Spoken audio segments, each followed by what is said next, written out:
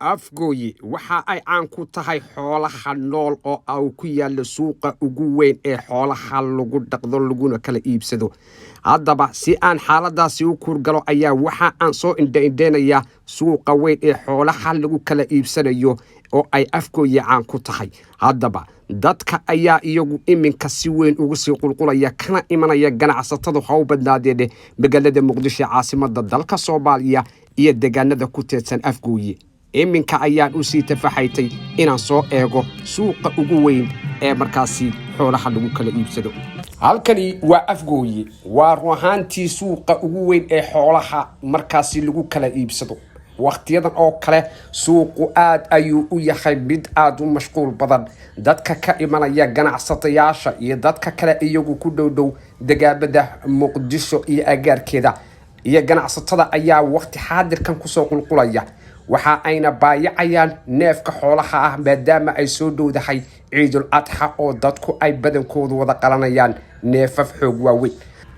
arigan ama xoolaha kan iminka dadku ay ku mashquulsan yihiin ayaa qiimahooda waxaa la kala siisanayaa gacanta hore $100, gacanta labaad $80 iyo weliba gacanta ugu dambaysa oo ah $65. waa sida ay u kala mac yihiin ama u kala wanaagsan yihiin.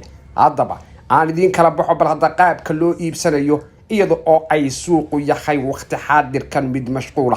toddobaadyada soo socda inta aan la gaadhin ciidul adxaha ayaa xooluhu waqtigan oo kale waxay noqdaan kuwa aad u qaali ah oo cirka isku shareera. balse iminka ayaa dadku ay aad ugu sii qulqulayaan gudaha magaalada afgooye.